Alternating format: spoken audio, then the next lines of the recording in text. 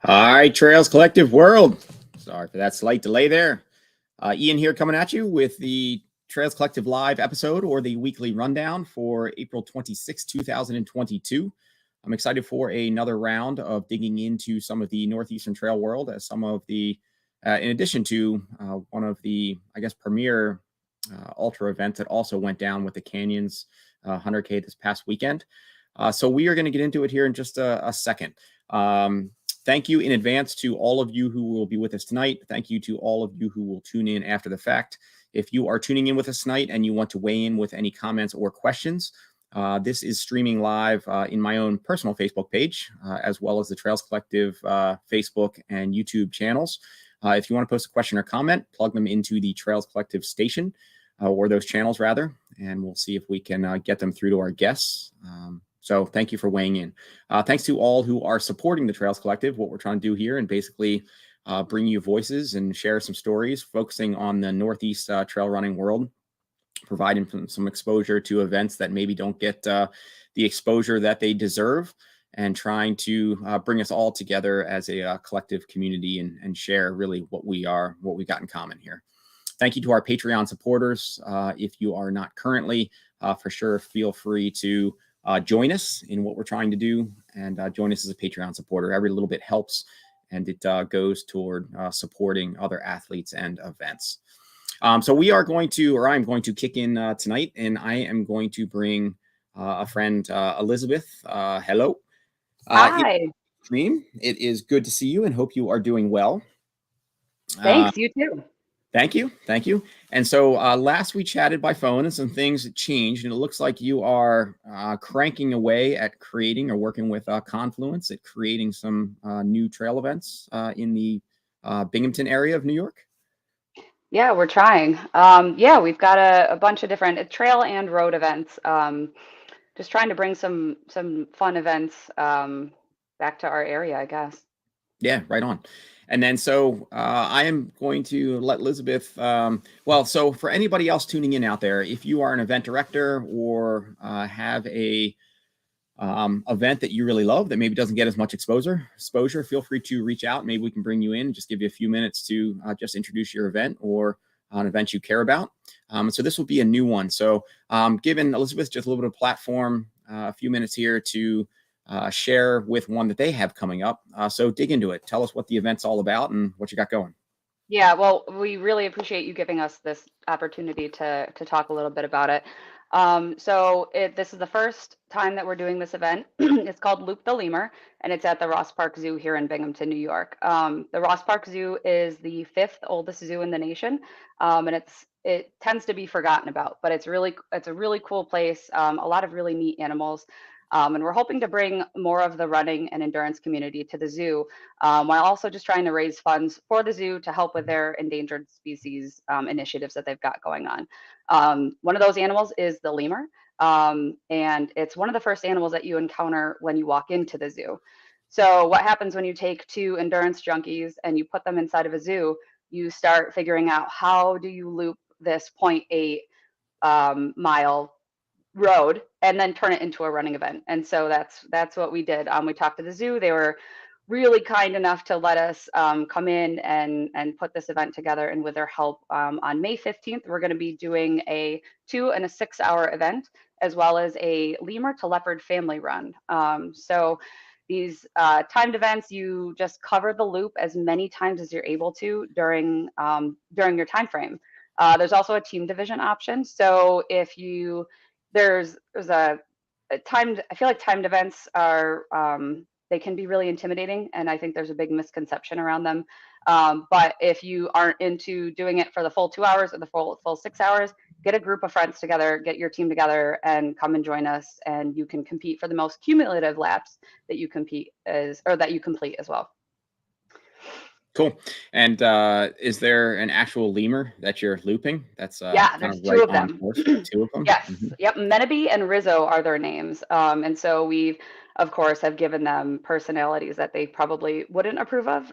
But we think they're pretty cool and they're pretty funny. So yeah, we're looking to create an event that appeals to people who, all of like these badass endurance junkies that we look up to and inspire us daily, but also just people who want to try something but do it in an approachable environment. Come out, spend the day with us, spend the day in the zoo. You're doing it in a way that you've probably never seen the zoo before. So just come out, enjoy the day with your friends and family, and then when you're done, we have a tailgate party, like excuse the dad joke, but like tail, like a lemur tail. Yep. Well done. Well done. Yeah. So yeah, come out, enjoy some beverages, some food. CEP will be there with some recovery products. Brooks will be there with products to demo. And our trusted trail group here in the area, Binghamton area trail runners, they'll be there providing support at the aid station. So it should be a really good time. Cool. Right on. And then after this, you have other events on deck that are already calendared, or what comes next? We do. Yep. Yeah. So we've got in May 27th. So to kick off Glass Fest weekend in Corning, New York, we have the Crystal City Mile. We are really starting to become really intrigued by the mile distance. It's really approachable, but it's also really fun to run really fast. So we're doing a 1 mile race there on that Friday. And then the following day is the Wineglass 8K. So there's options to sign up for both too as well and get a discount. And then we also have the CFJ Carousel 5K in Johnson City on July 23rd. And then we also have the 1812 Challenge and Half Marathon, which is finally being brought back in Sackett's Harbor, New York on August 21st. And then finally, we have the Owego. We have a half marathon in Owego that we're going to be announcing soon. That's on September 4th. So a couple of different things happening, but we're super excited. Cool. Right on. Well, nice work getting in there and cranking out some events. And thanks for sharing this with us tonight. And I'm sure we will connect more. And maybe we can hear how Loop the Lemur goes. Absolutely. And, yeah. If you can kind of let maybe the lion or tiger out like during the race or something like that, and just kind of spice it up a little bit. Now that might be kind of cool too. The zoo is really afraid of me, I think, because I have tried several times to try to take one of the lemurs. So far, no go, but hopefully on May 15th. Well done. All right, Elizabeth, thanks for checking in. And thank you so much, Ian. Yeah. All right. Talk to you later. Yep. All right. Bye. So check that out. And that is the Confluence Running. They have multiple run specialty stores in New York. Check them out, as well as their events. So the next event that I'm going to make my way into here, Lee, good to see you. Nice to see you too. So Lee, if for those of you who don't yet know Leah Yingling, she's based. Are you Salt Lake City? Salt Lake City, yep. Yeah, Salt Lake City. Went out there for the solid inversion effect and for the endurance training. Yep, I moved down your lungs here. Stronger. I think so. Yeah, maybe a little Something weaker like too. Yeah, fair. She checked in with us for a clip in December 2020, following a pretty stellar Hellgate 100K win there. And she's continued to crank pre and post finishing on the podium of nearly every ultra she's entered, from 50K to 100 miles. As Rachel Spalding has echoed to me in text threads as we're geeking out on some of the race as the races are going down. I know that Lee is solid late, and to never count her out. She just missed a golden ticket at Bandera with the third place woman on the day, but got the job done this past weekend at the Canyons 100K, a course that reverses the Western States course for 100K. And you were second of the 3 tickets that were awarded for Canyons? Yep, that's right. Yeah, nice work. So you had a good day, and I did catch your Facebook post in terms of you just weighing in on you really just sticking to doing your own thing out there. I mean, this is I guess the ticket races have progressively gotten more and more stacked as you get closer to getting that draw. And so this was a pretty stacked field. Yeah, it really was. And the women's field, especially, I mean, both fields were really stacked this year, but the women's field was really deep and with a lot of women with various talents. So you really couldn't count anybody out. And I don't think anybody necessarily had particular strengths on the course. So yeah, it was a fun day just to really try to run my own race and not get too caught up in the hunt for the golden ticket until it got tough in the last 4 hours or so.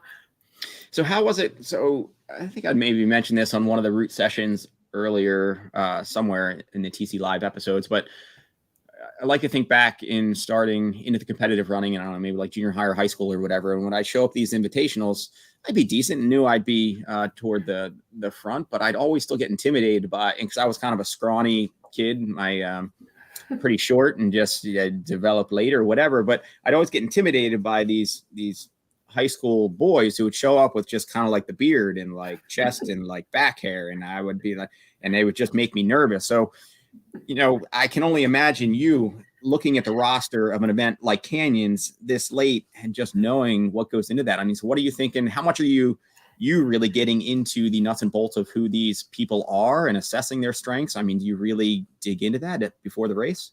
Yeah, I'm an ultra geek. So I know a lot of the women, I know what they've done, kind of where they train. And I don't know, it's fun to know a little bit about who you're competing against out there. So then you can also connect with them when you get to share some miles on the trails. But yeah, what I loved about this course, and this is a shout out to Midwester and East Coaster Sarah Beal. It's somebody like Sarah Beal who can train in flat Ohio and then just like throw down at a race like Canyons, which I just thought was amazing. And then there's people who, get a ton of verdin in the mountains out here in the Mountain West. So I just think that's what made the race really special, is that you really couldn't count anyone out. Anybody had a run for the ticket. So I think it's nice to know what the other competitors in the field have done. And it's easy to get intimidated by others' accomplishments. But I think this year, especially, I've been trying to focus on not counting myself out in races. I think last year it was really easy for me to get to align with a similar depth of field and just say oh my gosh, there's, at least 5 to 10 women who are faster than me out there. This year, just having a lot more confidence in what I can do and just trusting in the way I race and how I race and how my training is, I think has given me this next level of self-belief that's definitely helped me perform well, especially late in the race. And so in a course like Canyons, I've only, I think, paced and crewed at Western, so I don't know it. I don't know it that well. I'll get my dose of it going out with Ellie here in a bit. And she's commented a couple times in the thread, and we'll plug a question for her in a second. But with a course like that out there, I mean, it's yes, there's some elevation gain. Yes, it's for sure trail, but it's very runnable at the same time, right? And so you can kind of be equally as threatened by somebody like Sarah, who's just a wicked fast road marathoner, as well as somebody who has some mountain legs under them. Yeah, exactly. The course is interesting. So it's net uphill and it starts around 1,000 feet and then you end up finishing up around 5,000 feet and it climbs about 15,000 feet over the course of the race. But the start, probably the first 20 to 30 miles is just really punchy, little climbs, but also really runnable. And then right when you get to Michigan Bluff, probably with about 20 miles to go, that's when the real climbing really starts. So yeah, it gets tough, and you still had to a lot of the climbs are actually pretty runnable in the race. What is interesting is they're pretty technical climbs at times. So it's even when they are runnable, sometimes you just are forced to hike a little bit. And this year, the course ends with about 4 miles of just 200, 300 feet a mile on this single track Jeep road type terrain. And last year, you can move on it on a dry year, but this year we were blessed with probably about 4 to 6 inches of snow and slop. And that showed up in some of your photos, right? And I was surprised to see that. I was like, really? There's still snow out there? Oh man, it was every time you took a step, you didn't know if you're going to be knee deep or ankle deep into a huge puddle of slosh. And I face planted, I think 2 miles from the finish right into a deep puddle, but it made it interesting. But yeah, then you also knew I trained actually in the snow quite a bit, but this was honestly unlike any of the snow I train in. But it was nice to at least be somewhat familiar with what it's like running on snow and sloppy conditions. And it reminded me that on all those really crappy training days, whenever you don't want to get out in the weather, that you might as well get out in it. There it is. You never know what you're going to get on race day. Yeah, it totally paid off there. And looking at that race shook out,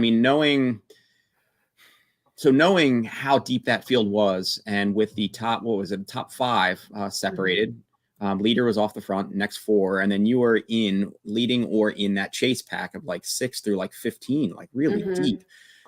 Does that start stressing you out? That takes probably an incredible amount of patience to be it's okay. If it comes back, it comes back. How's that going mentally? Yeah, I think so. I was, I think, one of the few women in the field who had run the course in a prior year. So I raced it last year, and I do think having the experience of the course helped a bunch because I knew kind of when to preserve myself a bit early on for what was to come later. And I think another thing that was on my side was I've been racing quite a bit this spring, more than I normally do, and it was really nice to reference in my head. Okay, what is 50K pace? What is 40-mile pace? What is, 6-hour pace, whatever it is. So I could tell early in the race, whenever there was a pack of probably like 10 women that went out, I could tell immediately. I was like, oh, that's probably like my 40-mile pace right now. And I know that's a little bit too fast that I want to be going. So I think being able to tap into those race experiences really helped me. And then I had a great section that I shared with Hoka runner Chris Brown from Cal 2 up to Forest Hill, where I think I was probably in 8th place at that time. And he just told me, he said, you're moving so well right now and like effortlessly. He's like, I have he's like, I have so much belief that right now, if you keep moving that exact same way, you'll be able to move on to the podium by the end of the day. So just hearing that from somebody who's been in those competitive fields and, had seen a lot of the women who were ahead of me throughout the day, that was a nice boost and just kept my head in check, knowing that I was running the race that I really wanted to be running at that time. And were you monitoring as you got into age? Because it's interesting as you say that, because you're like, all right, this is my 40-mile pacer or 50K pacer or whatever. Is there a part of you? There must be a part of you at that moment that's saying, okay, well then maybe my 50K pace is needed, or rather, if that's what my 50K, if that requires my 50K pace, I just don't have it. I can't be there on the day. And does that kind of vision of the ticket kind of fade, or not really? You're like, that's got to be a battle in the head. Yeah, it definitely is. And I think just the way I was closing gaps later in the race was that was really confidence inducing. And I think that led me to not count myself out of a golden ticket race that whole time, just because I felt so strong and I was closing gaps that I, had that were growing earlier on in the day. But that kept me feeling pretty good and staying positive and being able to tap into maybe some faster paces later on that I wouldn't have been comfortable running early on in the race. And that's got to fit. And let me plug another question from Ellie here, a comment. Past few races you've done have been cool. Do you plan to do some sort of heat training or acclimatization for states? Yeah, that's a great question, Ellie. And I've incorporated a lot of heat training just this year in general. It's cold in Utah in the winter to train. So for Bandera, it was actually, it was a very nice day there, but it felt kind of warm to me. So I had heat trained for that a little bit. And then going into Trans Gran Canaria, 60K, which I ran back in March, was quite warm. So I heat trained for a little bit for that. So what that usually entails for me is doing about 10 days or so straight in the sauna for 25 minutes, usually at the end of a day after I've run or already exercised that day. So for Western states, I think I'll be doing something pretty similar, maybe a little bit more intense, I'd imagine, maybe 2 weeks or so. But I've been following, read Jason Koop and Corinne Malcolm's sections in their new book quite a bit. And I love the science that's there on heat training. So I'll probably keep incorporating that into Western states. And I feel like I'm hearing, I think because Ellie is referencing that just because I'm working with her on a daily basis now. But I feel like I'm becoming more aware of that. I think I've always been aware of heat training to a certain extent, maybe from those or friends that were doing bad water or things, but it seems the nature of that has seemed to change in terms of how people are heat training. And it's not necessarily training, it's more acclimatization, or I'm mispronouncing that, but in terms of just spending the time there. Exactly. I think we're getting away from the idea of training in puffy jackets and things like that in the heat of the day a little bit more, because it seems like there's a lot more efficient and effective ways of doing it. Doing a short run and where your heart rate's already elevated and then getting in the sauna for 20 to 30 minutes and just doing it for a consistent amount of time. And what I like to see too is, you see athletes not necessarily just doing it for these hot races, but just as a training benefit in general, even as a way to train for altitude and things like that. So I don't know. It's really cool. I like to get into the science of it because I think there's a huge benefit and it's a really interesting thing to incorporate. Yeah, that's cool. And what I was going to say, wove that question in, but it must have been really exciting for you in those final miles. And you mentioned it in terms of being motivated by knowing you were reeling some people back in. And I imagine you were still getting the check-ins at aid stations, either from crew or aid station crew, saying, how close am I, how far out of second or whatever, and just hearing that come in. And yeah. It's tough. So this race is tough because your last crew spot is you've got about 4 hours to go, and that's the last time you get to see your crew. And then the last 8 stations with, like in my race, for example, was 2 hours to go. So you go 2 hours without really knowing what's going on behind you. So I knew that I was in 3rd place. I passed the 3rd place woman to go into 2nd with 1.5 miles to go. It's literally that late. Wow. Yeah, it was late. So I could see her. She was, a minute to 2 minutes ahead of me, probably for about 5 miles. And I just always far enough. But I had no idea what was going on behind me. Like, I knew that those last miles were actually pretty runnable. So I was like terrified Sarah was going to catch me or Laudia was going to catch me, because I know that they have like major they have speed. wheels. Yeah. So I knew that the race was pretty much like Aroa, who ended up finishing 3rd, me, Sarah, and Laudia in those last miles. So I had no idea what was happening. So I just had to just keep my head in it and say, okay. Once I passed into 2nd, I felt a little bit more confident, because then I was like, okay, well, I'd have to get passed by 2 people at this point to be out of a golden ticket. And you're tough, right? Hopefully you've got that confidence and that assurity. Right. There's people with wheels out there, but you're tough. They may be faster road marathoners, but you get up into the courses with elevation miles under whatever, and you've got some experience under your belt now to know as well. So what do you do with so was this Canyons always the plan, or did you go at it again because you just missed it at Bandera? Yeah, I was actually planning on it most of the year regardless. But it definitely became like an A race after Bandera.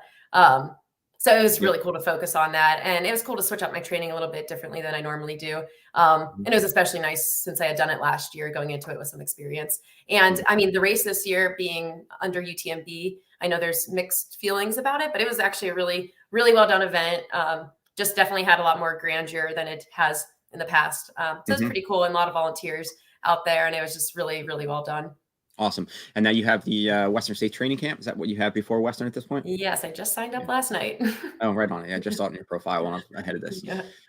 Cool. Well, that hopefully will be a fun training block and just a less stressful event to look forward to coming up. So absolutely. I know you got something coming up here in just a few minutes, so I'll try not to hang on to you too long. Otherwise I could probably keep running on you for a while.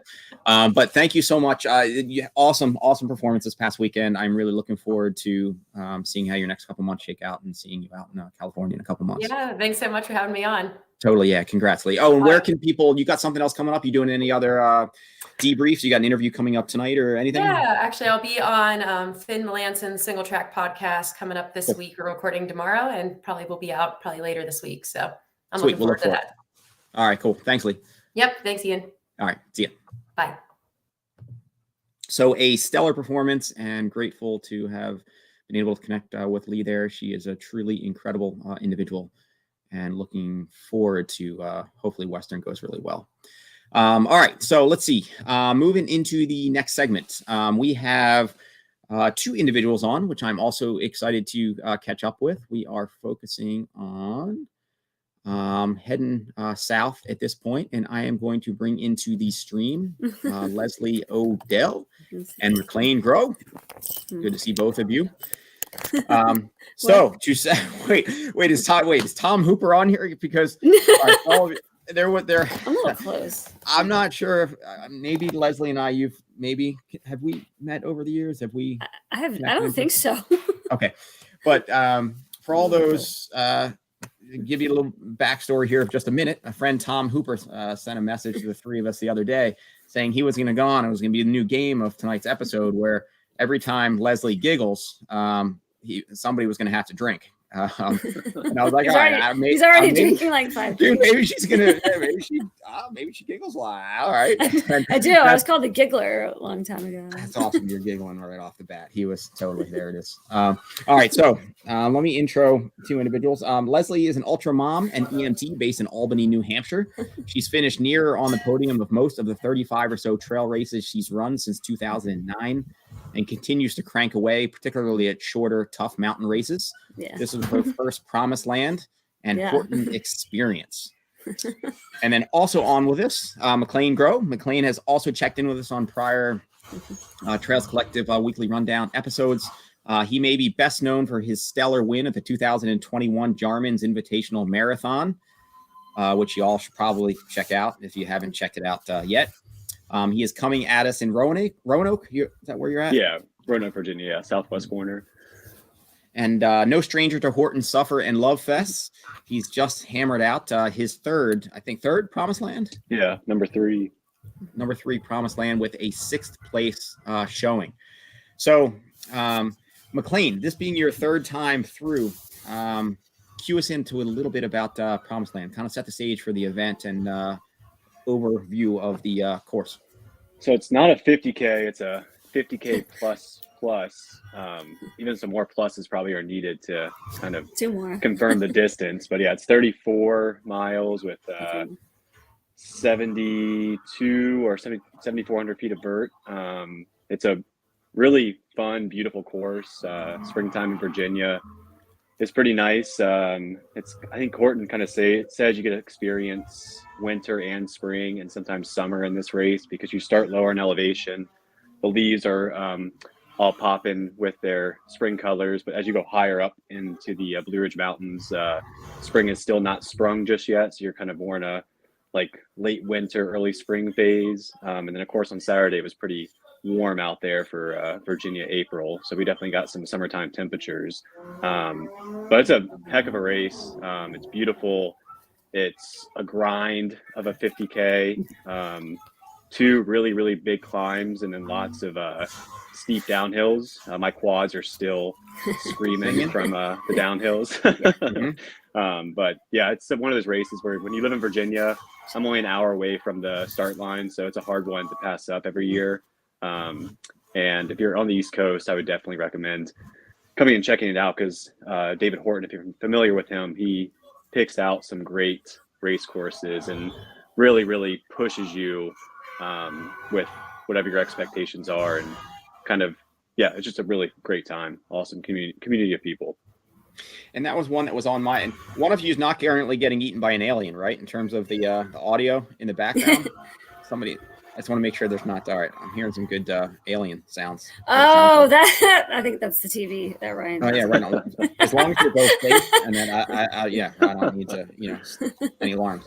All right, so with Promiseland, that was one that was on. I've known Horton for a little while, and that was on my radar. And finally got down to go down and do it. It was one of my bucket list races, along with Hellgate. So it was good to do them both last year. But I think I had built it up in my head to be like, I knew there was some big climbs there, but I just figured it would be more technical. And I guess I was really surprised to find that it really wasn't like by East Coast standards like I was used to. Like, a very runnable. Both the climbs as well as the descents. But Leslie, with this being your first round down there, what did you think going in, or what did you build it up? And did you know what to expect, or were you surprised at the course or what you found? I guess I was surprised. I didn't realize it was going to be completely runnable. And there were times where like, why is this so runnable? I just want to walk. I just want to power hike. And we don't have anything up here that has those long downhills, like 4 or 5 miles where you can just run downhill like that. That's just not a thing. Like, everything up here is technical, and that's long downhill and straight downhill. So that was just a total surprise to me. It was pretty brutal. I mean, I loved it. I loved most of the runnable stuff, but there were times where I was like, oh, I wish this was just a super steep technical climb and I could just power hike for an hour. Right, totally. Yep. And then how'd it go? McLane, for you finished 6th overall. It wasn't quite as clean as you would have hoped. How'd your day shake out? Yeah, it was, it's a good race no matter what. I'm always happy to be out there and spend a long Saturday morning in the mountains. Definitely wasn't my best race. Was hoping for some more. But pretty early on in the race, just legs did not have it. We got to the grassy roads, went up the first big climb, and that's really where you can open it up usually. It's about a 4-mile descent with some rollers. Really beautiful sunrise at that point. And Michael Owen, usually he likes to take it out at that point, and that's where he likes to loosen up his legs. And so he took off at that point with another guy. And my buddy George and I kind of looked at each other and like, all right, guess we got to go for it. So George took off at that point when he started opening it up? Oh, yeah, that was about mile 5 once you hop up on some single track. And the 3 of them took off, opened up well. My buddy Joseph opened it up pretty nicely. And I tried to open it up, and from that point on, my legs just kind of felt heavy. And I kept trying to keep up with them, stay within eyesight within like 50, 60 yards of them, but just kind of could tell that my speed was not going to be there that day. So I kind of settled into 6th place and basically held on to 6th place the entire day. So it was really consistent race for me. Hung on to 6th place, and just 50K is a different distance. Before Promiseland this year, I ran the B series here in Virginia. So it's all of Horton's original races. And so leading up to Promiseland back in 2021, I had Mount Masochist, Helgi, and Grindstone all back to back in the fall. So I think my mentality may have not been all there for a 50K because it's really a hammer fest. It's a different effort. Yeah. So I kept telling myself, all right, we're going to get to mile 20, 26, and we'll be good. But when you're running a 34-mile race, you kind of have to, from the onset, have that pit bull mentality. So yeah, it was a good day. Can't complain. Still happy with 6th place finish. So yeah, got a pair of shorts and a nice top 10 finisher prize. So can't complain at all. And then Leslie, what'd you expect? I mean, what'd you think going in? Because often you'll do some more technical, shorter, like mountain stuff, right? I mean, so this is already going long for what you often do, and as you said, a very runnable course. So and you've got. I know last year when I got down there, I think the first 5 or 10 miles or whatever, I was just like, man, like what is going on with my calf? Like it was just kind of cramped up, and you're getting on those so runnable roads, and then I was like, oh wait, because I just drove like 8 hours yesterday, and my legs were locked up, and that's it. My foot was on the accelerator for literally 8 hours. So how do you feel? I mean, you got out of the car, and it's a long, very runnable race. Yeah, well, so we drove down on Thursday. My dog. We drove down on Thursday, and then Friday went out for a training run. Just ran up from Sunset Fields up Apple Orchard. And it was the worst run ever. I felt awful. I looked at my watch. It was 0.93 that we'd gone. I was like, I had like this mini panic attack. Not really, but I was like, I can't do this. I can't. There's no way I'm going to finish this. I should not even start. Like, there's just no way. I can't even do this. I didn't really run most of the winter. It wasn't on purpose, but I had a little injuries, or I just stopped running. I didn't really start running again until maybe the end of February, last week of February. And slowly, we had like 4 weeks really. When we actually really trained. So I was like, there's just no way. I'm not going to finish this. So I was really nervous. I felt awful. But then Ryan reminded me that whenever I have a bad day, the day before a race, I usually have a good race. Yeah. And I don't know what happened, but I mostly felt good the whole way. I just kept going. And I mean, I didn't walk a step till like just before mile 12 when I just wanted to stop and have a gel, and felt really good. I mean, I struggled up Apple Orchard. I think everybody does. That's just a brutal part of the race. I was like, I was doing okay. I felt great. And then just about a quarter up, the sun just beaming down, and it got so much hotter all of a sudden. And everybody around us was pretty much dying. Like at that point. So I think that even though we live in New Hampshire, nobody down there had been in this heat either. So it was like none of us were acclimated. It was like an even playing field, even though we were from a little farther north. But once I got up there, it was painful, but I just flew down after that. So I actually had a really good race. I don't even know how I did that. we ran 17 miles was our max run, like the week before. Because you're wise. And this was something that Leslie and I had, she had shared a funny experience with me from mid-race, but she just commenting. So Leslie has sage wisdom at age 46. I can say that because I'm right behind you at 45. And man, at least for me, like 45 is a whole lot different than 42, and 42 is well different than the 30s. And so for you to still be cranking now and surrounded by, like you said, the 20 somethings, I mean, that's awesome. Yeah, I didn't expect that at all. I honestly just came in to finish. I didn't even know if that could happen. So I was shocked that I was pretty much fourth, right, maybe after the first mile, and I never saw another woman, and stayed fourth the whole way, kind of like you were sixth the whole way. Yeah. But yeah, I was shocked with it. I didn't expect that at all. So. And the funny story, just because I thought it was pretty funny, I'll share here, was actually you go ahead. Well, just past the first aid station, I passed a couple of guys, or maybe 3 or 4 guys that stopped real quick just to get water, and then they caught right back up with me. And this one guy was like behind me, he's like asked me my name, and I told him, and then he goes, are you Rachel Spalding's mom? I was like, what?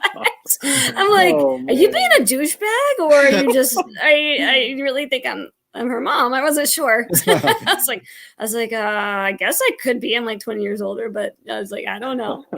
Why you asked me that? But, yeah, it's pretty funny. That's awesome. Made me feel really old. Yeah, well, you are really old. That's true. Yeah, I swear. But still, I mean, for being Rachel's mom, I mean, you're awesome. I mean, you're kicking ass at age 46, and that's pretty stellar. And your daughter is outstanding too. So I'm thankful for her. Strong My genes. teenage mom. Strong genes. Yep, totally. Well, you both had really good performances. Stellar race. What do you both have coming up? McLean, what you got on your docket? Not really sure right now. Like I said earlier, I did the B series back in 2021. And plus Jarman's and some other races locally. And that was a much more mental endeavor than I thought it would be. It's kind of taken me a few months. No, just the B series in general. Yeah. Mm-hmm. Especially waiting until Hellgate to finish up the series. You're already in December. And as ultra runners, you guys know, you kind of have to plan out your next year calendar so far in advance. So I'm just kind of taking it by stride. Might run some local races here in Roanoke. Thinking JFK maybe to kind of test out a different style of a ultra marathon. And then definitely want to go back to Hellgate. That's kind of attached to my heart. Yeah. Yeah. So just having fun with it. Just going to kind of take it easy this year and see what excites me. Maybe some FKT attempts here locally, but I don't know. We'll see what happens. And just in case, Sophie says Jarman's totally sucks. Yeah, that's type 3 fun the entire time. Yeah. And Leslie, what you got planned? Not much really. Some small trail races right now. Not really sure. I think I might go back and do that Ragged 75 stage race in New Hampshire. I did that in 2017, the one that Tom Hooper puts on. It's a 3-day stage race. Pretty fun. Kind of wanted to go back and do that again. But nothing really on the plan and like set in stone. How's your body feeling now? You recover okay, or is getting up and off the toilet still kind of tough? I'm not really sore anymore. Like I ran a few steps yesterday, and I was sore, but just seeing how I felt, and I didn't actually run. But I'm actually not really that sore. So you probably want to come race Breakneck this weekend, is what you're telling me. Oh yeah, it's a long drive. We just passed there twice. It's like a third of the distance. You'll be fine. Yeah. Maybe next year. It's been on my list actually for years, and so maybe next year. All right, cool. Well, thanks to both of you for taking a bit out of your time this evening. Nice work. Leslie, I will get up in your neck of the woods here at some point for an adventure in McLean. Hopefully, I want to say I don't want to go back to Hellgate, but really everybody kind of wants to go back to Hellgate. Yeah. So maybe I'll see you down there in December. All right. Yeah. Thanks, Ian. All right. Congrats on your Promiseland finish. Thanks, you too. Yeah, thank you. All right. See you. Bye. All right. Next up, we have one of the, let me bring him in here. Hello, Rob. Hello. How are you? Whoa, I'm looking really big. I'm going to move this up. That's all right. If your head's about as big as my body. Yeah, there we go. So going to focus on one that I think wasn't necessarily on my radar until a few years ago, which is crazy because it's as you say on the website, and I think backed up in the stats, probably the biggest single distance, at least trail race in the country. Yeah. I think there are some maybe trail running festivals, Pineland Farms over the years. Hyner gets big numbers, but they're combining different distances. The Dipsy is bigger. What Dipsy just run? I can't remember one distance though. 1,500 runners limit, and it's one distance point to point. So it's but it's a stage. Like they start in waves. So they start on a staircase that's 696 steps up the hill there. So it's kind of, it's based on age and it's based on gender. So they let the 6-year-old boys and the 79-year-old women go first, and then everyone else goes a minute after that, based on your age. And then everyone has to, the finish is the same place for everyone. So the first one to cross the finish line is the winner of that race, which actually is funny. It's over 100 years old. So it's a great race, but it's on my bucket list. Well, you need to get out there, and Yeah. I guess that's right. So I haven't even mentioned it, but the Leathermans. So this is the Leatherman's Loop 10K. It's been on my radar the past few years because it's huge and goes back. It's one of the older trail events in the Northeast. First year was 1987. 1987. Yep. 1987. We haven't done it in the last 2 years, but this was the first year since 2019. And so tell us a bit about what Leatherman's is all about. Kind of paint the picture for us. Sure. It's so we just ran it on Sunday. It just happened, and it's a 10K trail race. But the draw of it, the reason why it's so popular, I think, is because it's an accessible race, but it's very runnable, but it also has obstacles, natural obstacles. We run through the Cross River, literally through the river twice.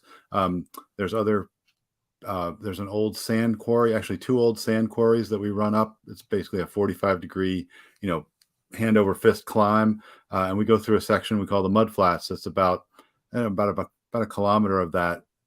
Maybe half of a kilometer is just, it's like, by the end of the race it's chocolate pudding at the race. You're just running through and you can, and this past spring was just an epic kind of rainstorm after rainstorm after rainstorm. I mean, you're in New York, so we've gotten so many. There has been no let up in the rain, so it was a beautiful day Sunday, but the mud underfoot was just amazing. There. So, yeah, it was there. And you get, well, that's interesting. So so I'll put on Breakneck Point this weekend, and it's wild each year in putting that on just to see the number of individuals who will be ascending Breakneck, and I'm typically positioned to the top, and they're out there in just a pair of road shoes, and it's great that people are tackling things out of their comfort zone, but they're trying to shimmy up these slabs, and it's just like, man, you could be in something a lot better. So when I think of Leatherman's, and as you're talking about, and in the Mudfest, you get a ton of people coming in of all ages, experiences, return vets, but that's got to be a kind of fun slop fest. And, it's really a welcoming crowd. But we do things like if someone's run for more than 10 years, we give them a special stripe on their bib. So it's kind of a recognition that you're either a little crazy or you're, just very loyal. And, we had a year where a guy running in towards there's a second water crossing to get back to the finish line area. And that's where everyone, you have 100 people just cheering people on, just trying to make them dive in, try to make them. So he steps in the mud and he comes up and his shoe is gone. So he's looking at the finish line, towards the finish line. He's going, so he starts rooting around in the mud and he pulls up the shoe and everyone cheers. And he goes, wait, that's not my sneaker. Not my shoe. Nice. Someone else from and he was in the top 10. So it wasn't someone else who lost their shoe. It was someone from the year before who just never found their shoe. So the mud field of donated shoes. we do get a lot of shoes that see their last race for the Leatherman. So it's a lot of fun. And a lot of people come out. It's kind of a good family vibe. A lot of families come out. Parents who've run it bring their, we had a couple of 8-year-olds running it this year, and they did it in, if you do it in under an hour, that's you're doing pretty well. You're doing pretty well. You're top 25% under an hour. For 10K, that's not, for road 10K, that's but for this race, an hour is a time a lot of people target, and you can see it. You see a lot of people crowd over to try to get the 1 hour point.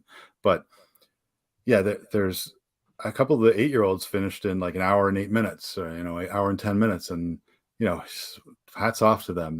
That's gotta be crazy energy, right? Cause you're all starting in a field and you're all still bottlenecking at some point. And for being like an 8-year-old kid, there's gotta be massive amount of energy, but that's a lot. That's a mob scene kind of coming at you. Yes. Yeah. So the field, there's a quarter-mile meadow, and the field stretches out like a cross-country meet on steroids. Just, and it's not, everyone's not towing the line. I can tell you that. And they just go out like a shot, and the front runners just get out there because they know when you start to hit the trails, it's still, I guess it's not a single track. It's like a triple track going into the woods, but it does narrow down in the first mile, and you get on the hills when you're with the slower pack, you're running in place. Sometimes you're not getting a PR in that if you're not going out that first 200 meters like you're in a 200 meter track. So a lot of people have told me that they train specifically for the start of that race. They do hills. They're doing, they're like, I know I got to sprint across that field, and I got to have enough lactic acid, tolerance at that point, right? Yeah, and just to be able to go. Once you get going, you're just gonna once you're ahead of the pack kind of pushes you along. So there's so many people. You better not stop, or kind of you're going to get trampled by a mass. Yeah. You can always pull off to the side, and people will tons of people will pass you. But you will get if you're in the the bottom, like not in the top 20% of the people out of that field, my advice to anyone who wants to get a good time is to sprint at the start. But there's a lot of time. There's a lot of trail. After that first water crossing, which is about the 1.5 mile mark, that's when the race really begins, because you have there's room on the trail right next to the river. It's pretty wide, and then you go out into some meadows, and you come into a lot of places where you can pass and be passed. So, but there is a fair share of single track, but there's a lot of room to do to make up the time if you. But if you lose 10 minutes at the start, you're done. Yep. Yeah, it's going to be a lot of people to weave through. Okay. And every year runs in April? Is that the April? It always runs the Sunday after the Boston Marathon. That's the running calendar for the race. So next year it's April 23rd. That's popular. We have entry because we can only have a certain number of people in. Even though it's a big race, we do a lottery in January to get in. So okay. And how many entrants can you take, and then how many people enter the lottery? We took in, I think, 1,600, and we had almost probably 1,200. So we had a bunch of no-shows for whatever reason, just because it was a January entry and it's an April race. So, but it allows us a lot more time to plan. It allows the county a lot more time to kind of get ready and get the park ready, because it was their first big race, first big event in a couple of years. Yeah. Yeah. So, it's. Sorry, go ahead. No, you're good. So that's awesome. So for those of you who don't know, definitely check out the Leathermans again. That wasn't on my radar until a few years ago, and I was like, wow, how have I not heard about literally one of the biggest trail races in the country? So, and we have there's a couple other races that we have a kind of a loose collective called the Trail Mix. So it's 7 trail races in the Westchester Fairfield area outside New York City, and they range from 4.5 mile to half marathon distance, and all trail races. And then at the end of the year, we kind of tally up your best times, and then we give an award to the top women and top men. And were you the first one out of the gate? So the rest of the series is still to come. So we have one coming up called a mild sprain. It's not, we don't put it on, but it's a group run by another trail runner, Dave Vogel, who's it raises money for JDRF, the type 1 diabetes research, and he's that's June 5th, Sunday, June 5th. So that's the next one, and the rest of them are in the fall. So there's a bunch of them in the fall. There's 5 more races in the fall. We kind of take the summer off because it's hot. Yeah, and permitting's tough in the summer months in some of these parks too. So there's a lot more crowds, right? Yeah. Yep. Well, cool. Well, I appreciate you taking a few minutes of your night out here. Sure.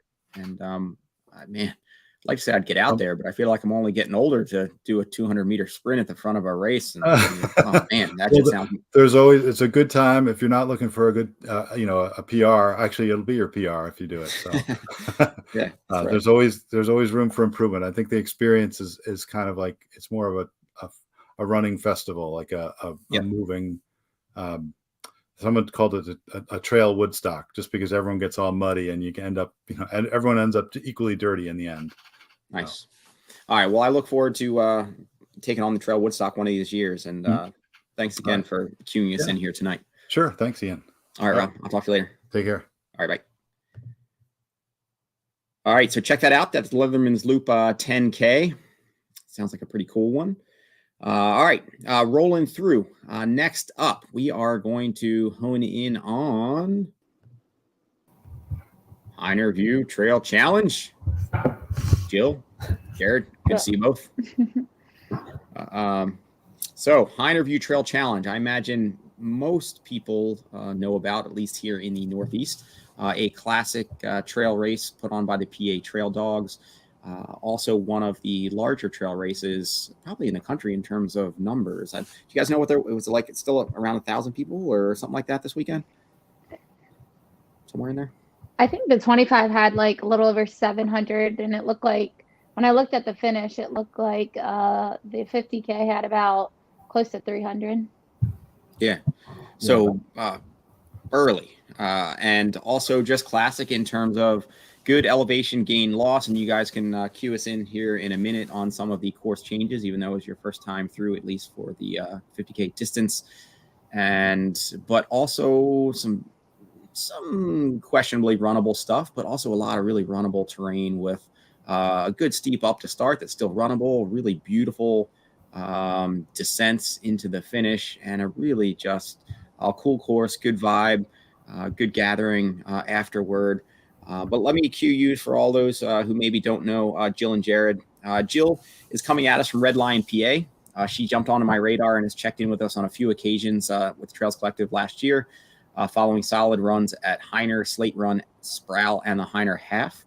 Really kind of jumped into the scene with either second or first place finishes there. She's still a young buck and took a stab at the full plate with the Hyner 50K this round. It looked like a tight race for second through the fourth slots, with Jill finishing fourth. And then Jared, for those of you who don't know Jared, he and his wife Lauren have an entity, Macro and Miles, that they are sporting, putting on some of their own events, awareness, and community. He's a stud across distances, prior U.S. Trail Team member.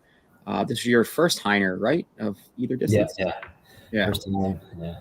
And charging with a commanding win and new course record on the revised course. So definitely got it done out there. Jill, let's start with you. So you were picking off a longer distance this year. I mean, so did you, how was it? I mean, you trained a little bit different going in. Did you more jump in? What were you expecting? And Yeah, so I know my profile like says I think I live in Redline, but I actually about November moved to Nashville. So I do live, okay. Yes, I live in Nashville now. So but there is like climbs and hills and stuff here.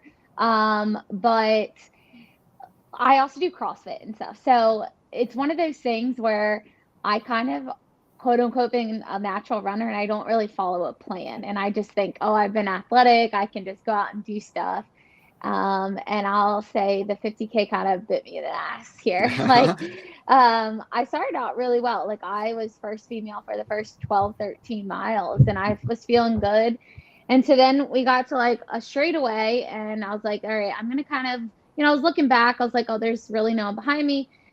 And I was like, all right, I'm going to kind of slow it down now. And then out of nowhere, like the first place girl, like just came around me, and I'm very competitive, and I'm just like, oh, no, like this ain't gonna happen. And so like I try to like speed up, and like we were just for about a mile kind of going back and forth.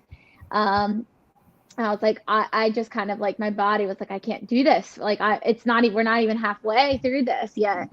And so I was just like, all right, I'll just slow down. And I just didn't see her after that. And eventually I got past again. And then what was weird was when I finished, I thought I was going to be third. I don't know. The second place girl, I must have just been delirious. But I have no clue when she passed me. But it is what it is. But yeah, this race was, I think, the hardest part for me. I knew the climbs coming in. I actually did basically both part. Like I did the Hyner last year, which I know the course changed a little bit. I did the 25. And then the Hyner half, I believe, which is kind of the second half of this kind of course, I did. So I kind of knew the course to a point, but I just didn't expect how rocky it was. Like my feet hurt so bad just from like all the little rocks. And I know one of the guys I knew in the course, we were running, and he like passed me, and he's like, oh, I love these rocks. But I did not. Like they just destroyed my feet. Did you tell him in the moment? You were like, I actually disagree with you that these. Yeah, I told him. I was like, what are you talking about? He's like, dude, Joe, I love these. And he's like sprinting down. And I was like, I don't know how you're running so fast on these rocks. Like, they were just like little rocks. And then this year I thought like there were so many leaves down. And so you couldn't see like the roots and all the rocks. And it was just, to me, that terrain was miserable. Like, I hated the rocks. But yeah, and then I think like I'm also a road runner. I really enjoyed road because I like to go fast. But you know, I'm learning with trail. It's just it's total, you know, mental battle where it's like you're going uphill where a lot of times you're hiking it, and then all of a sudden now you got to get your body to, okay, now we got to start running again. And that's like really hard for me because I like mentally my body wants to go. And I had to like slow it down, and now I got to pick it back up. So I'm still learning. Like, I just got into trail running. Like, last year was my first 25 trail, like the Hyner 25. So, yeah, I'm still new to it, but yeah, it was definitely, I was about ready to just get across that finish line. And then Jared, what do you think coming in? So you've got quite a bit more. I mean, you're a variable runner as well. I mean, you run, you're all over the place in terms of, I think, your skill set. You can run really fast on roads. You can run well on cross. You can go long. I mean, what was your experience out there to kind of echo what you're hearing from Jill and kind of her first time through and how you experienced it? Yeah, no, I mean, this winter I was kind of training a lot on the roads and kind of before, so I was on the wait list for Hyner and I kind of got in like last December. I think they kind of let out the list. And before that, I was like, oh, I'm going to run a fast marathon, you know, either sometime in the spring. And then all of a sudden, you know, I get into Hyner and then Whiteface comes out and there's like the US championship. So I'm like, oh, I sign up for that too. So now I kind of switch my focus to more mountain trail stuff, at least for now. So doing Hyner was, you know, I heard it was always a really good race, really fun race. And yeah, so I wanted to try it out. I did focus a lot of strength this year in the winter, just like lifting weights and stuff like that. But I also put in a lot of just road faster miles as well. So my preparation, I wasn't too sure on how it actually translate to the trails, but it ended up working out pretty well. It was a new course, so I'm not sure if the course record is I feel like the course was a little bit easier than the previous years, so I'm not sure how it translates. But what did you get to? I mean, I know you probably caught up with Matt. What was Matt's? I mean, so you probably, yeah. I mean, what are the people? I saw mixed things. I heard people saying that it was harder and more elevation gain was there. I mean, what did some of the vets say? There was one guy, Andrew Simpson. He actually won a Virgil Crest this year. And I was thinking, I mean, not to cut you off here, because don't lose that train of thought. But as you were talking also, I was thinking, knowing that Andrew was out there as well. And Andrew's also one that trains quite a bit on the roads and trained predominantly roads ahead of Virgil. Yeah, I mean, so I actually spent a few miles just running with him and got to know him a little bit. And, you know, it was actually really fun. So the whole day was I felt really good. You know, nothing really bad happened. Nothing like great happened either. So sometimes when that happens, you just have like just a pretty good result at the end. Mm-hmm. If it's, you know, just an ultra. But yeah, no, I think, you know, having that kind of speed portion of your like higher aerobic capacity, and then also just having your strength. Like I know you had mentioned CrossFit and stuff. I think that probably does help. And, you know, once you get used to like running on, you know, uneven surfaces and rocks and stuff like that, you know, you'll get a lot better for sure. So yeah. And what about, so in terms of you experiencing quite a variety of courses as well, what was your experience of the technicality of Hyner, it being your first run? What'd you expect and how'd you find it? Yeah, I honestly thought it was just like a perfect course. Mm-hmm. Like it had basically mostly all runnable sections, you know, your power hiking, a lot of like a couple steep sections, but for the most part, it's, runnable. There's some rocky portions which, can be fun at sometimes, and then also can be like, if you're tripping a lot or, I found myself like, I wasn't too trail ready. So I tripped a couple times. I fell once just on like a flat, uneven or just non-rocky section. So, so I fell like once, and then, I talked to Andrew and he said he fell too. And then, it happens. But yeah, so it's not super technical, but it's also pretty runnable as well. Mm-hmm. So. And the climbing is just like almost perfect as far as like a tough course goes. So yeah. And Andrew's run the 50K there before. That I don't remember. Yeah, he said pretty much he's coming either second or third every time he's run. So good. Way to just drive that point home there. And yeah. So what did he think about the course then? I kind of cut you off for coming back around. Did he feel like it was tougher, easier, or what was his? He mentioned it was pretty similar to last year, but I was looking at the course like profile, and I think last year was a little bit more climbing and slightly longer. Mm-hmm. So it probably would be close to the course record, but I think the course record was actually kind of a completely different course. But yeah. And Jill, what you got? You gonna still keep coming north for races now that you're down in Nashville, or? Yeah, I mean, a bunch of people, now that I have like a lot of friends up there now, a bunch of them want me, and we'll see, but I'm thinking about doing Black Forest. So that's. Oh, right on. See.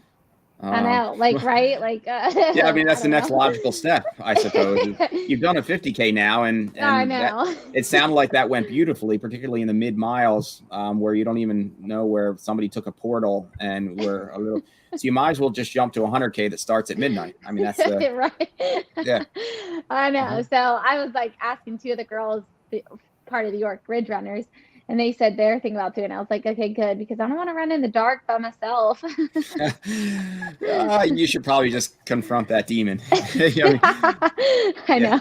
Actually, I'm going to just see if Dave will actually just start you in your own wave all by yourself there, actually. And let a bear eat me. No bear is going to eat you. Yeah, unless it's Keith, who's just chiming in now. Maybe the bear that would eat you. But a shout out there, and from Larry Baker as well on representing. And then Jared, I kind of know what you got coming up, but what you got coming up? I'm going kind of back to shorter races. So I'm doing Lucifer's Crossing, and then which is in like June, and then Whiteface. So I'll try to get some faster stuff in, and shorter mountain stuff. But Hyner really made me want to do like a longer ultra as well. So we'll see what happens. It's tough, man, because again, as I mentioned, you are and Jill, you are as well. You're both so versatile. But Jared, you just kind of been around the scene longer, where that's tricky, because you can pick from like any distance out there. And how do you kind of hone in on like this one track? Because again, you could, I don't know, run like a 220 road marathon, or you could throw down on a 50 or like 100-mile finish. Man, you can kind of do whatever. And then Jill, you're only just starting to find that. So it's cool to have so many options, I guess. And then Jared, you guys are putting on some races as well. What are you guys planning, or what do you have on deck with Macro and Miles? So it's Miles and Macros. Miles and Macro, sorry. Yeah. Yeah. But yeah, in a month or so, we have just like a 10-mile trail race, which is basically like a mile from my house, and it's a park that I've run in high school and all my life. So that's kind of special doing that. And then in June we have a 24-hour track event that we're doing, and that should be fun to host. Like last year, I ran it in October just for fun, and then in July. Do you stop sometimes, and maybe Lauren just supports you, but at some point, do you stop and question doing a 100-mile track race when you say I just kind of did it for fun? I mean, kind of. Yeah, no, I don't know. It's you just get hooked on just running and doing different events. Some people get hooked on running, but that doesn't necessarily imply 100 miles on a track kind of running, just for fun. Maybe sometimes you question the logical sequence. Yeah, I know. I remember like asking you if you wanted to do it, and you're like, "No." That sounds awful. Yeah, that sounds terrible. Yeah. Yeah. And what's the name of one you guys have coming up? You mentioned the one close to home. It's Sanda Serengeti. So we kind of start around like a beach area and then go up to the Serengeti, which is like a kind of open view in the summer, and it kind of looks like the Serengeti. So and that's in Green Lakes. Yeah. Yep. Cool. And then you have one Greek Peak as well. When's that? Yeah, that's at the end of July. And so we have like an uphill challenge, and then a 5K and a 10K. So cool. Yeah. And then Ellie has a comment here actually she probably has a couple. So I don't know. I guess you'll have to deal with that. Yeah, I know. I'm pretty busy that weekend, so sorry. Of course you are. That's fine.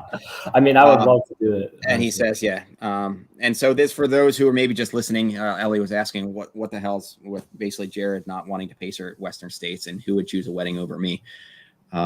So that's understandable. So, all right. So Jill, I will look forward to seeing how your build up to Black Canyon goes. Hopefully you try the training program where you just do all CrossFit up to, actually there was, I'm forgetting his name. He's in my network. There's another PA trail runner. He has his own YouTube channel. Can't remember whether it was World's End or Black Canyon where he did. I think it's World's End, I think. Was it World's End where he did basically a no running training program going into World's End or something like that? I think I know who you're talking about. I thought it was World's End. It might have been. It could have been World's End. I think it was maybe. It might have been Black Canyon. But in any case, I think it still works. So maybe you should just tweak it and try the only CrossFit program into Black Canyon. I'm just gonna make my own program, then everyone can follow me. Yeah, that's outstanding. Well, it's been cool to see you continuing to build into the scene, and hopefully you keep coming north, so I can keep still seeing, having fun what you're doing. For sure. Yeah. All right. Well, thanks for joining us for a bit here tonight, and I will check in with you on the next round. All right. Thank you. All right. Cool. Yeah. Nice work. All right. And I'm going to keep Jared on the hook here, and I am going to bring in Brian Vanderheiden. Brian is coming at us here from Connecticut. He has an event company, Steep Endurance, no stranger to also creating beautiful and burly trail races, and also participating in one of the same as well. And Cole gave us a Jared. Now he's giving us a Brian. I want to say that Jared got Jared got 5 Jareds, and Brian only got 3 Brians. Well, Jared's a little faster than me, so. There's a little faster. Yeah, so Cole, you need to even out that enthusiasm. But bringing Brian in, so the two of them, it was cool because I've seen some of you. I think, Brian, you reached out, and Jared, I had seen a couple posts from you on just commenting. I don't know, it's so we're going to get into Breakneck Point Trail Marathon. It's this weekend, and I had submitted it to be the U.S. Trail Marathon Championships. They decided to keep it with Moab in terms of the championship. I think there's kind of a political move there on appeasing all people. So they kept Moab as a championship, but they gave us the slot of being an automatic qualifier for the US 40K team. It's us and Pikes Peak for the 2. So the winner of Breakneck Point will get the automatic bid. Breakneck has already been in prior years I think probably one of the more competitive events in the East, and pretty cool that it's over a pretty burly course as well. And so I'd seen Jared comment on just noticing that the field is pretty stacked. And then Brian reached out as well. And so I thought I'd bring them on here and just dig into that a bit. And then I know Brian created the document. Jared, do you feel like you have an equal handle on kind of the women's and men's fields? You've kind of sifted through it as well, or one versus the other? Actually, Brian did a really good job, honestly. Yeah. So I was just going to let him kind of talk to, he kind of. All right. Yeah. So let's do this. So we'll let Brian maybe present kind of do an overview, I guess, of both fields. We can maybe start with the women and then move on to the men. And then maybe let's go through your top maybe 5 picks, starting with number 5 and then going into your favorite for the win. And does that work? And if you, and I know the men's field, so as RD, I had reached out to a lot of women nationally, trying to really build the women's field as well. I had several really fast Rocky or West Coast women. A couple were just questioning or concerned with the technicality of the course, maybe coming from areas that have a lot of elevation gain and loss. But I mean, Beast Coast is Beast Coast, and Breakneck has a good amount of technicality, and so it just beats you down differently. We had a few that had event conflicts, either with canyons or a couple others that were in the mix, and then some that just couldn't make it. And so I was hoping to have an equally as strong women's field, and we have some phenomenal women in the field, but it's not, I think it's pretty fair to say it's not as deep, nearly as deep as the men's field. And so not to be, I want to make sure I'm clear here that I want to respect in gender neutrality, so to speak, but the reality is that the men's field is just deeper. So with that said, and maybe I'm going to take some flack from those out there, or if it gets out, if we want to go like top 5 men and top 3 women, just because, again, I think that's just how the fields shook out. That's okay. But if you're like, dude, you're just asking for problems there, and you guys feel comfortable doing the top 5, that's okay too. But Brian, let's shake it out, and let's just start with what you guys feel comfortable with, either top 5 or top 3 women. So start with giving us a rundown on how you see the fields. I mean, the women's field, like you said, is not quite as stacked as the men's field, but there's certainly some quality women in there. You've got right up at the top there, you got Christina Randrup coming in from the West Coast. I don't know how much she has run on technical Beast Coast type trails out there. Everything is fairly smooth out there, but I'm sure you can get some technical type stuff, certainly in Washington or Oregon, in the Northwest there. But she's fast. She's clearly the fastest, speed-wise woman in the field, with her win at American River 50 miler last year, as well as, running top 5 at JFK, running under 6.5 hours. That's still moving, for that course. And then I guess recently she ran Chuckanut, 50K, and she was 7th there. Looking at her training, it looks like she's put in a lot of, good mileage, good vert. And if she's up there at the front, who knows? The other woman who kind of stands out, who Ian, from the Northeast, is Michelle Merlis. I guess formerly Michelle, is it Pratt, I believe. And she's been on the course in the last 5 or 6 weeks. I've checked out her Strava, and she's been running on the course, learning the new course, because it's a little bit different than last year. And she's just really good on the technical trails. I've seen her, firsthand in races, how good she can be. And she, she won the half at Breakneck last year in a pretty quick time. So she will definitely be up towards the front. I would think that the two of them will probably bring it out pretty quick, being that there's only one spot available. And there's some equally, strong women behind. Michaela Ingalls, who's pretty quick. She won Tussey Back last year in 7:22. Tussey Back is more of a road 50-mile course, but it's a lot of dirt roads, but it's pretty hilly as well. But she also won the Hyner 50K this past weekend. But who knows with that, how her legs will recover from that, but she's supposed to be towing the line. And then you've got some other women like Sarah Dellett from Ithaca, who I'm sure Ian, as well as Emma Robb, who's a pretty experienced runner from Brooklyn, Margaret Frank from Ithaca, who as well, and then a late sign up, Kelly Way who actually is now running for steep endurance. So I thought I'd announce that as well. Cool. And one change there, Margaret just messaged me today. She's recovering on the tail end of COVID with her family, so she's dropping down to the half, so she'll be out of that mix. Okay. Kelly just sorry, I may, just in case I didn't mention it in the thread, and just in case you guys do cast votes here for top ones at the end here. Sarah is also just coming. Oh, you had it there. That's right. She did just run the Boston Marathon, so that was mentioned. Yes. I don't think there's any other updates. And yeah, Michaela, you just mentioned as well, coming up Hyner. Okay. Unnecessary interruption. Keep on. Kelly just ran Lake Sonoma, a couple of weeks ago. But she did do some recon with me on the course this past weekend. So she's got somewhat of a handle for it, but we'll just have to see how fresh her legs are. And then the other woman out there is Alexandra Finn Atkins. Used to live in New York City, but now she lives up in Westchester County, I think it's up near Peekskill.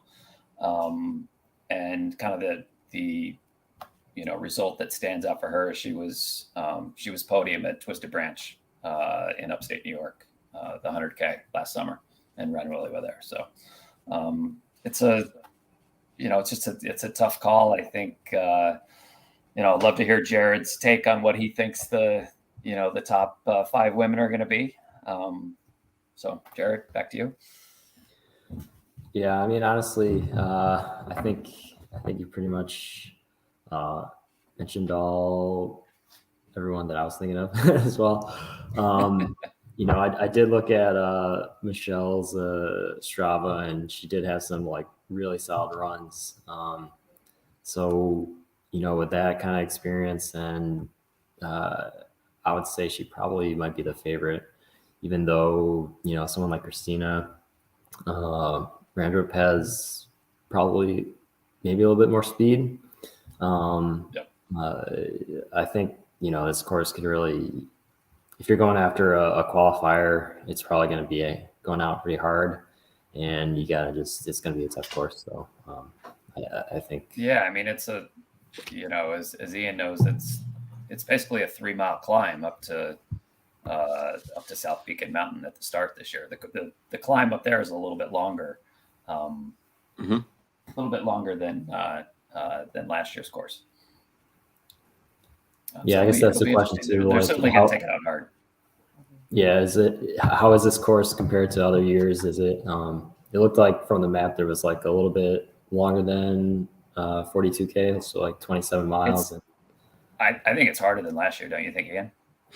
Yeah, I think it is. We basically tried to, Ben and I tried to reconfigure it a bit to make it a little bit cleaner, with more on the line this year in terms of that spot. I wanted to try to not have course deviations and try to keep it more separated, less opportunity to potentially miss a turn. I also really wanted to add back in so around 10 miles, you'll go up the Washburn climb. I call it the Washburn base out of that aid station. I've always really loved that very beautiful, runnable old estate road coming down into that aid station. Just really nice. And then just a kind of another grind of a climb and up over Bull Mountain or Taurus, which I haven't looked at the elevation profile in a while, but I think it's one of the high points of the course. But it's a burly climb. And I really wanted that back in there. I think the first couple of years that we ran Breakneck, the course that I laid out had roughly 10,000 feet of gain for the marathon, but that really required you to drop down and go right back up and drop down again and go right back up. And so I wanted to make it more sense and make more sense and not have it be as forced. But I also wanted it to be a cleaner layout. I also wanted the aid stations to be more accessible as opposed to humping supplies up and onto a ridge, which isn't technically permitted in some of those areas. What we were doing it.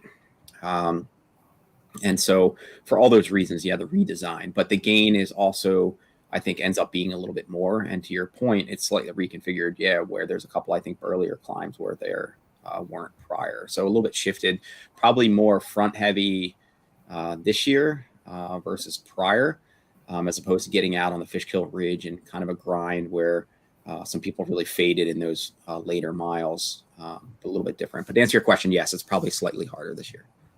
And it looks like it's a mile longer too. A bit longer, yeah. And Ben, that was something. I think it's always a little bit safer to go a little bit long versus short.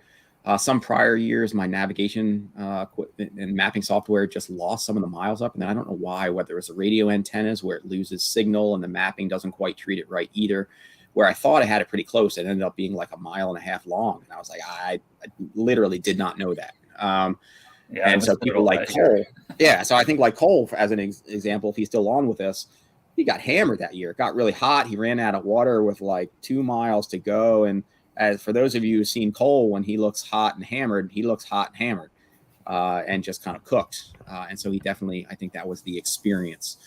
But in any case, I'm looking forward to it. But to all your point, that's all to say, I don't know in terms of how it'll even out somebody like Christina. I don't know her well enough to know her background, but it's a technical course and it's a Beast Coast course. And it's, I don't know. I don't know her well enough to know how she'll fare versus Michelle, who this is her backyard. Yeah, I mean, I'm sure Michelle is, she's obviously better on the technical stuff, but there are a few sections on the course where it's pretty runnable and you can get going, and I'm sure Christina will, certainly push in those spots to take advantage of her strengths. And so potentially, were you both your votes were for Michelle up top, Christina second? Is that were you both agreeing on that one? That's where I'm at. Yeah. Yeah, I would say that too. I mean, it's tough to tell because you just don't know. I think it's really going to be a good race. I think it could be up to anybody, honestly, and how they're feeling on the day, just because of course it's tough and you just don't know what's going to happen. So, and Michaela, go ahead, Brian. You're okay. Go ahead. I mean, it helps to have course knowledge on this, on this kind of track as well. Just to kind of know when the climbs are coming. Some of the descents are a little easier than others, and so it's just relentless. This course, it's brutal.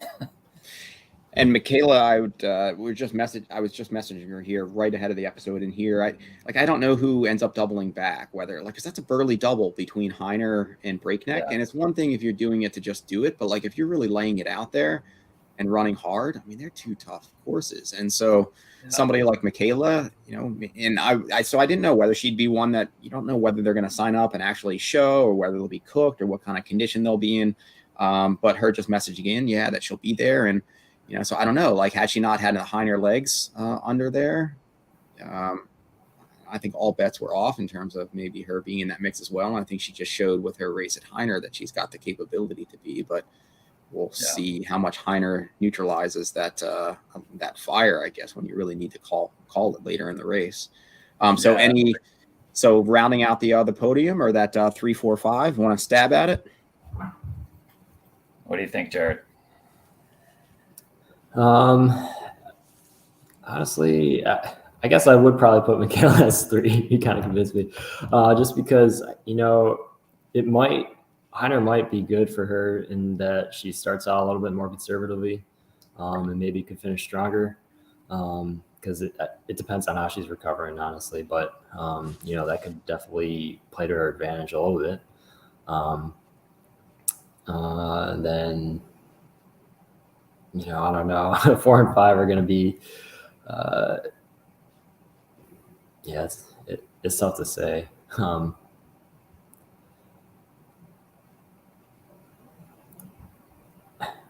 don't know. I guess I don't know too much about everyone's training and how they're feeling about technical running and stuff like that. Somebody like Sarah Dullett, she could probably finish pretty well there because she also has that speed and also just the strength as well. So, yeah, I mean, I think the 3 podium spots, it's going to take. They're all going to have to run under 6 hours for sure, even with the course being longer. The weather looks like it's going to be almost perfect this weekend, so I don't think that's going to be an issue. But I'm anticipating that somebody is going to run, down close to 5:30, 5:35 for the win, and the next 2 podium spots, I think maybe even 4 women will be under 6 hours.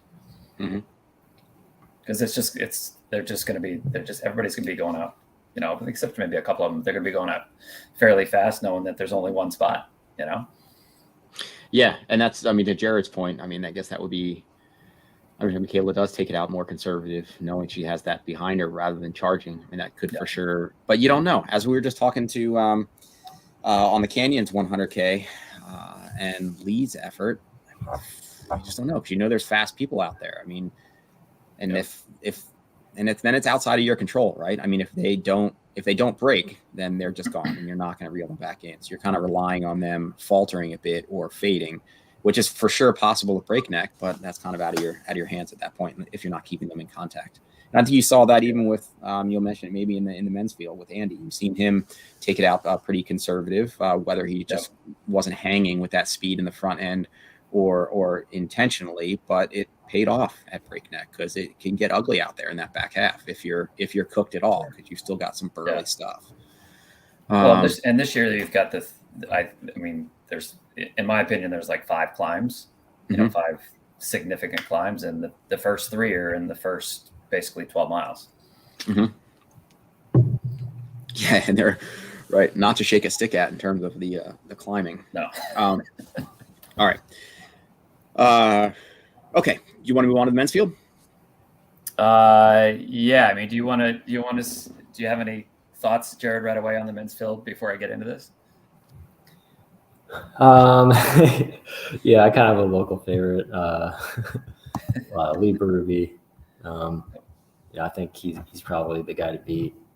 And I think he's in pretty good shape as well. So, even though there's a bunch of really good guys, I think technically wise, he's good, strength wise, and just competing wise. Also, he's a really tough competitor as well. So. Yeah. And I was about to weigh in, but Brian, why don't you give us the rundown here, and then I'll maybe weigh in after your rundown. Okay. So I think I have about 17 to 20 runners on this list. All right, yeah, let's but I kind of clip that. I kind of split them up into different categories. Former winners, like Ben Nephew, who's pretty synonymous with trail running in the Northeast. He's won everything from escarpment to Manitou's, Cat's Tail, all kinds of stuff. And he's won Breakneck a few times as well. David Hedges, who's got the course record at Breakneck. Liam Cregan, who was, I think, right behind him that year. He ran the course record. And then Andy Vermillier, who won last year. All those guys are, I would say Liam and David are probably faster than Ben or Andy, but Ben and Andy have more experience, and have the potential to, catch up in the back half of the race. And then I had some wily veterans, such as Brian Rusecki, who, I think he's better over the longer stuff, because he's won, Vermont 100, he's won Grindstone, Massanutten, Cascade Crest, and courses like that. Although a lot of those courses, are the exception of Vermont 100, are pretty technical. Dan Grip, who I guess you can sort of call him a veteran because he's over 40, but he's really kind of burst onto the scene in the last couple of years. I watched him at Manitou's last year, and he just absolutely destroyed that course on a pretty tough day for everybody as far as the heat and humidity. And he came within 10 minutes of Andy's course record at Manitou's last year.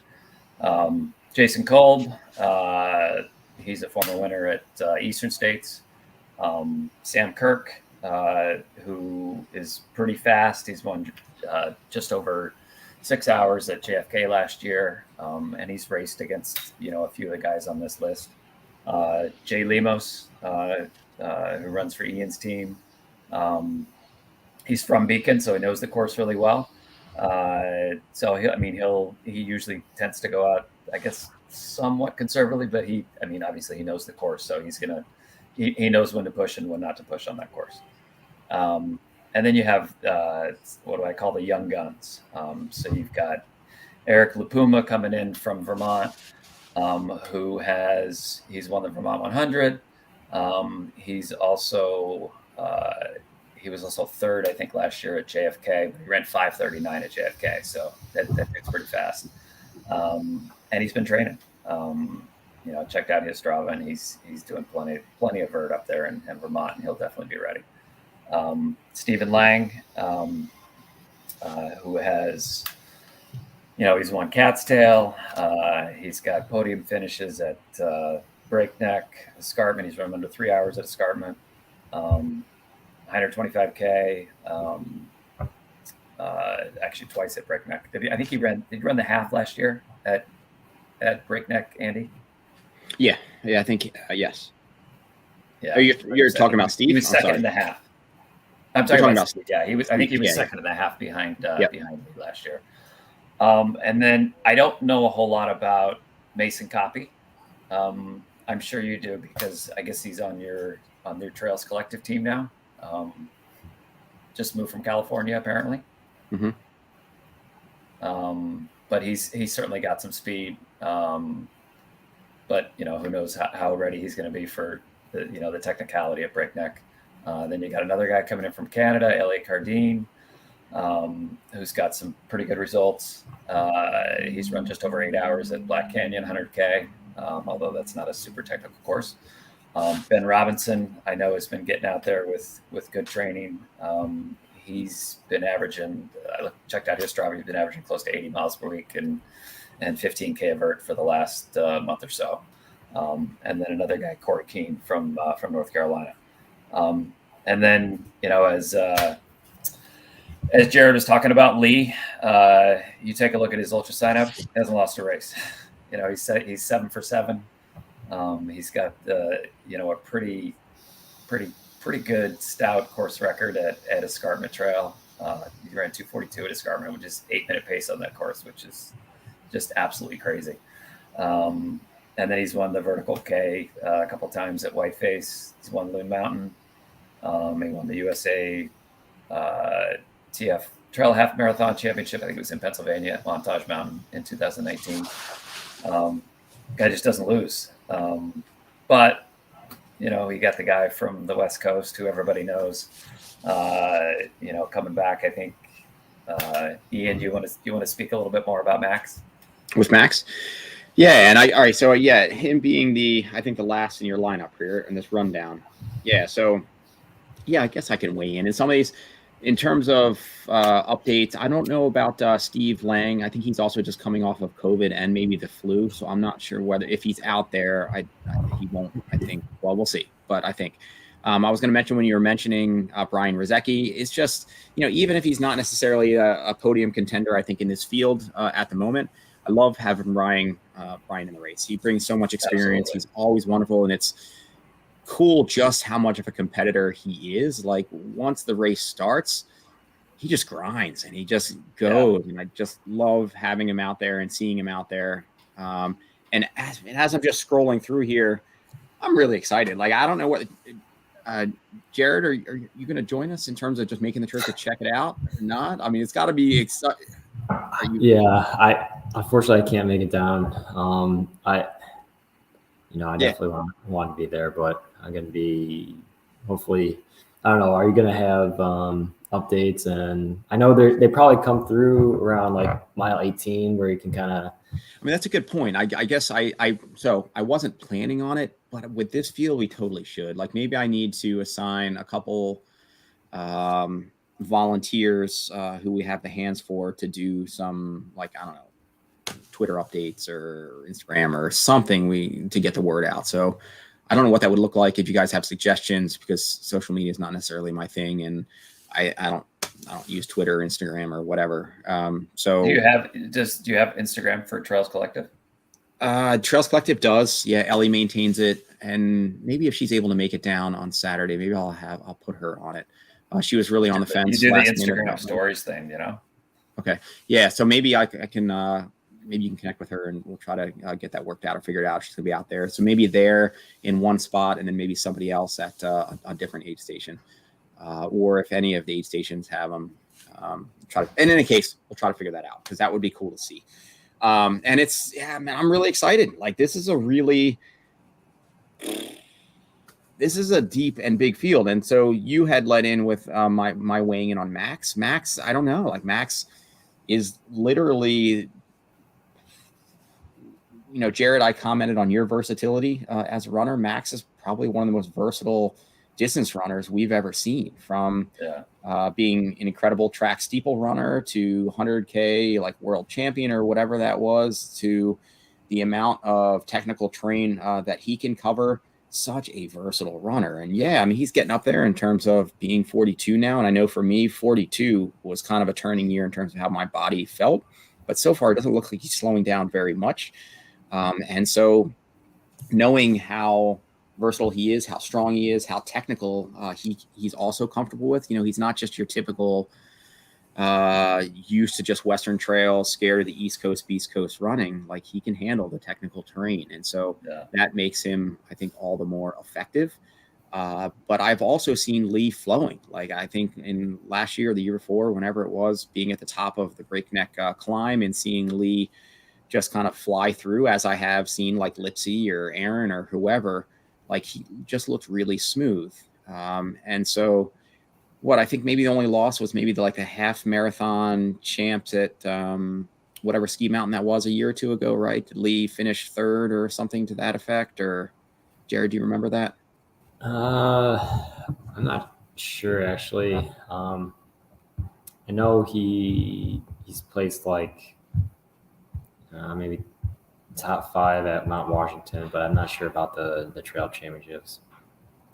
But yeah, an incredible runner, and to hammer as much as he can and flow over something like escarpment, I mean, really is a testament. And then to have the lungs and the wheelhouse and the furnace to go at like the VK, I mean, also such a versatile runner.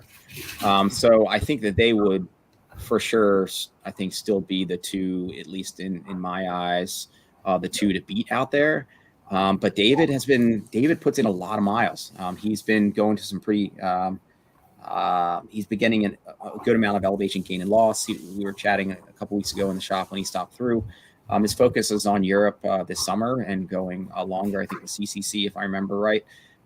So he's not necessarily focused on this, where I could see Lee or Max trying to be more focal on this event.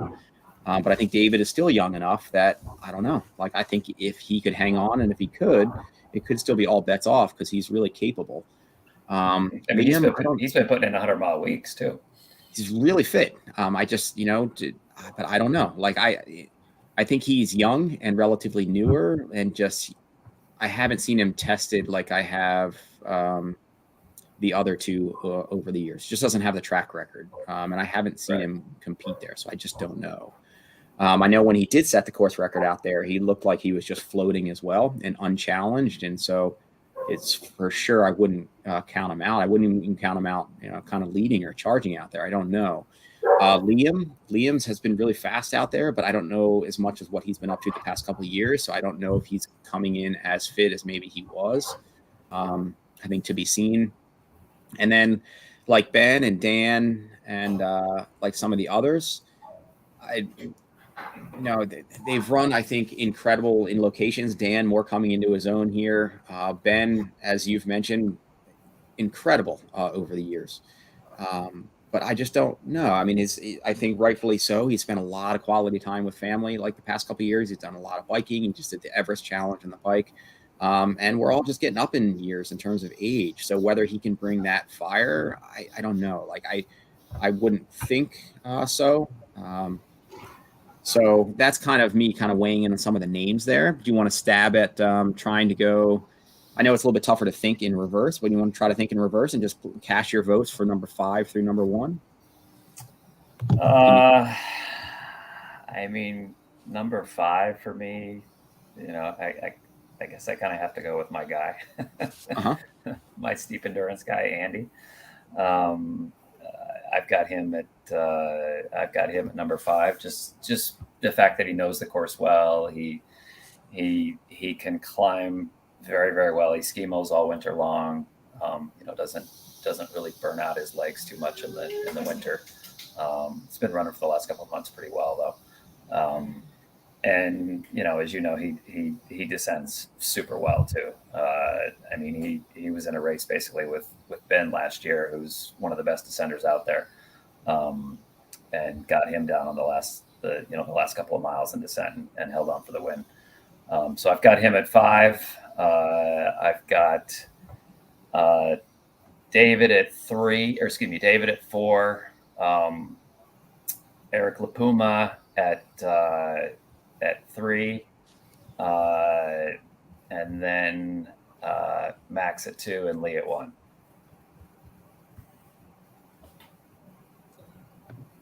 Okay. But there's just the amount of guys that there is in this field, it's crazy. I mean, there are going to be some guys that are going to go out fast and they're going to blow up. It will happen. Yeah. I would say I probably have Eric LaPuma at 5, Ben Robinson at 4, David Hedges at 3, Max King at 2, and then Lee at 1.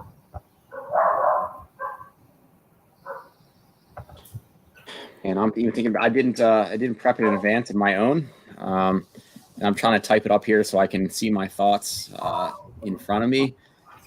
And man, as we were covering it, that's right. Like I didn't talk about Eric. I didn't talk about Ben when I was just doing the overview of the field. And sweet Jesus, this could.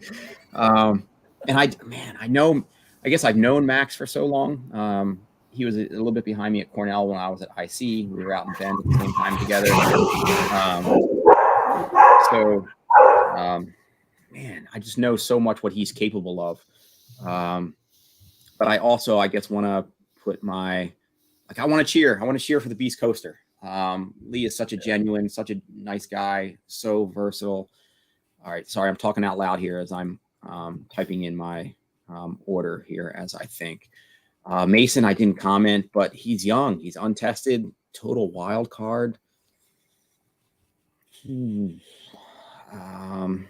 I think some of these young guys are they're gonna go out fast, just knowing they just want to be up there. They want to be up there with Lee and Max and whoever else is going to be really in the mix, at the end. And they just want to see if they have it, All right. Let's go. Just as I just typed it in, I know we said 5. I'm going to put Liam at number 7 if he's fit. And I just don't know if he's fit or not. I think he's a wild card. I've seen him flow out there. He can grind. He's got a lot of, we'll see. I'm going to go with him number 7. I'm going to put Mason at number 6 just because he's fast. I think that I thought he would have been a little bit higher up at maybe Chuckanut. So that gives me a little bit of a pause. But I'm going to go with him at number 6. I'm going to go with Ben Robinson at number 5. I'm going to go with Eric at number 4, David at number 3. I'm going to root for the hometown crowd here. I'm going to give Max number 2 and Lee number 1.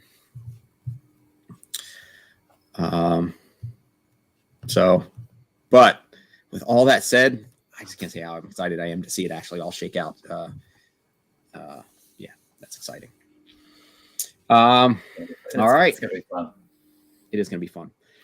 So Brian, you'll have to find out about it after the fact because you will be in there, right, with your son running. Yep.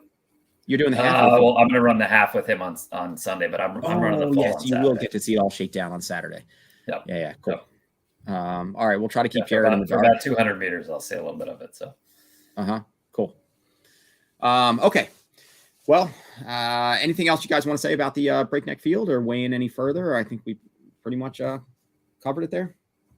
I think congrats to you for getting all these quality high level runners to come race this amazing course. Totally. Yeah. And I'm excited as well and excited to follow it up. Brian, putting on events, Jared, you're just getting into it, putting on your own events. They exhaust me a lot more than running them on my own. And it's a really intense window coming at me from April to Whiteface in July, averaging a race every 2 weeks. And then I've got literally something on pretty much every other weekend in there.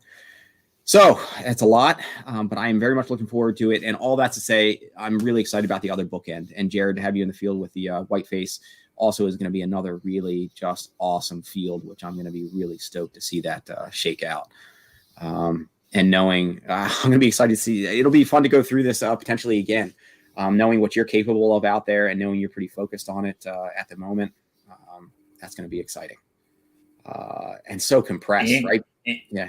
Ian, can I ask you a question? What do you think it's going to take for a winning time to win the men's?